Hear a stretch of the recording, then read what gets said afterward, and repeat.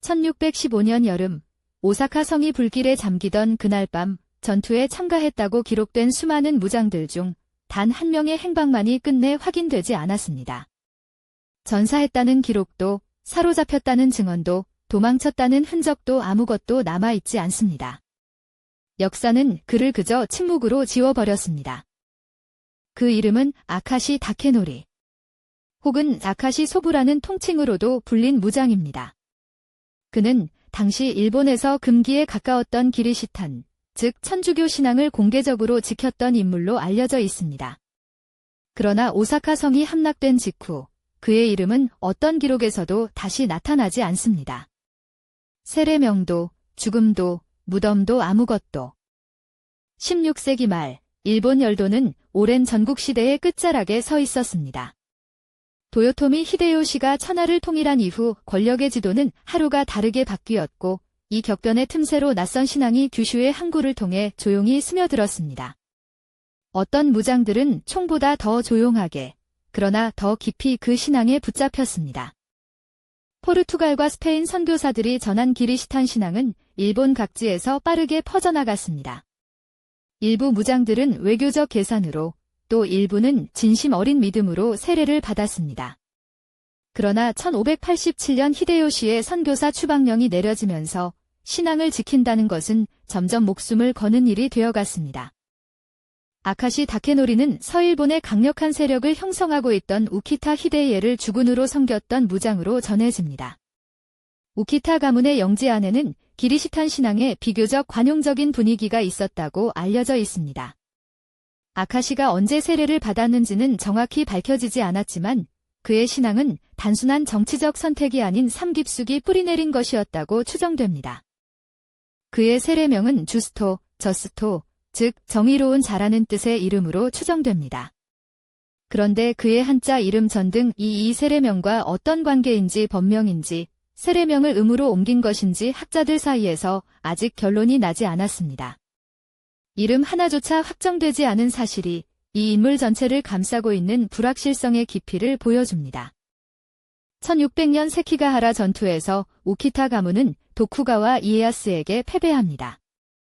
주군을 잃은 아카시는 그 뒤 한동안 역사의 그늘 속으로 사라집니다.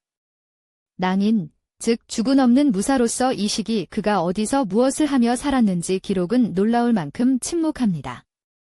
낭인 시절, 아카시는 박해받는 선교사들을 자택에 숨겨보호했다는 기록이 남아있습니다.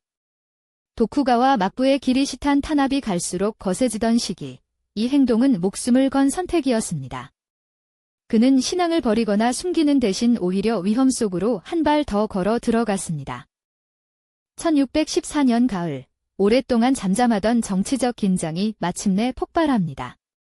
도요토미 히데요리를 중심으로 결집한 세력이 오사카 성에서 도쿠가와에 저항하기로 결의했고, 각지에 흩어져 있던 낭인들이 성문 안으로 모여들기 시작했습니다. 아카시 다케노리도 그 흐름 속에 있었습니다. 겨울 전투 1614년에서 도요토미 측은 막부의 압도적인 군세에 맞서 버텼지만 결국 강화 조약을 맺고 한숨을 돌립니다. 그러나 이 강화는 진정한 평화가 아니었습니다. 협상 과정에서 오사카 성의 바깥 해자가 메워졌고 이듬해 여름 전투의 불씨가 그대로 남았습니다. 1615년 여름, 전투가 다시 시작되었습니다. 외호를 잃은 오사카 성은 이제 고립무원의 상태였습니다. 도요토미의 군세는 용맹하게 싸웠지만 숫자와 화력의 열세는 분명했고 성의 함락은 시간 문제였습니다. 아카시 다케노리는 이 마지막 싸움에서도 도요토미 편에 서 있었다고 전해집니다. 오사카 성은 결국 함락되었고 도요토미 히데요리는 성 안에서 최후를 맞았습니다. 수많은 무장들이 전사하거나 사로잡혀 처형되었습니다. 그런데 아카시 다케노리의 이름은 전사자 명단에도 포로 기록에도 처형 대상 명부에도 나타나지 않습니다. 역사 기록에서 아카시 다케노리의 흔적은 이 지점에서 완전히 끊깁니다.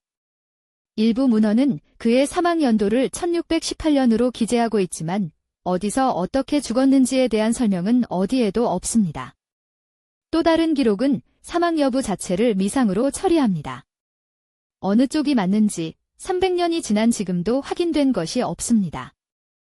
그렇다면 남아있는 단서는 무엇일까요? 당시 선교사들이 본국으로 보낸 서한들, 즉 예수회 연례 보고서와 같은 문헌에 아카시의 이름이 간간히 등장한다고 알려져 있습니다.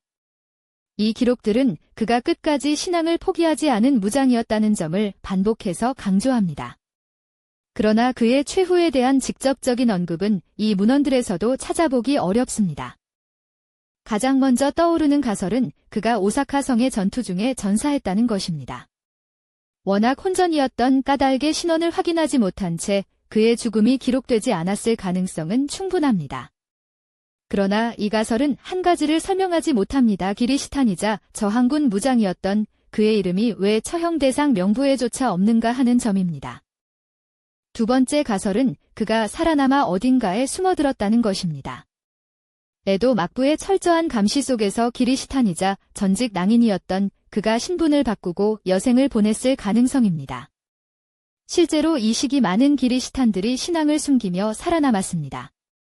하지만 그토록 신앙에 투철했던 인물이 300년간 단 한 번도 흔적을 남기지 않았다는 것은 또 다른 의문입니다. 세 번째 가설은 해외 탈출입니다. 마카오나 필리핀 혹은 더 먼 곳으로 망명했다는 시나리오입니다. 당시 박해를 피해 해외로 피신한 기리시탄들이 실제로 있었고 선교사들을 통한 탈출 경로가 존재했다는 것도 알려져 있습니다.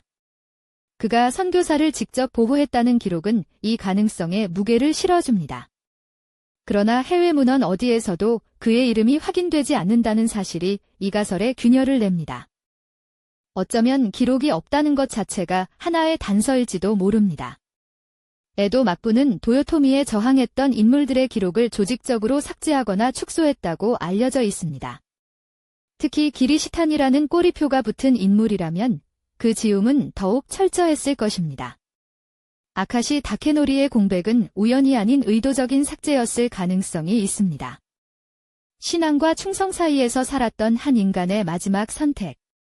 우리는 그것을 끝내 알 수 없을지도 모릅니다.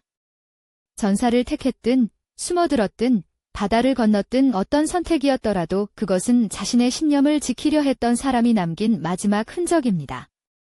역사가 지운 자리에도 그 사람이 살았다는 사실만큼은 지워지지 않습니다. 아카시 다케노리의 이야기는 아직 끝나지 않았습니다. 어딘가에 아직 발굴되지 않은 문서가 있을 수도 있고 한 번도 연구되지 않은 기록이 먼지 속에 잠들어 있을 수도 있습니다. 이 이야기에서 새로운 실마리를 발견하셨거나 알고 계신 단서가 있다면 댓글로 함께 이야기를 이어주세요.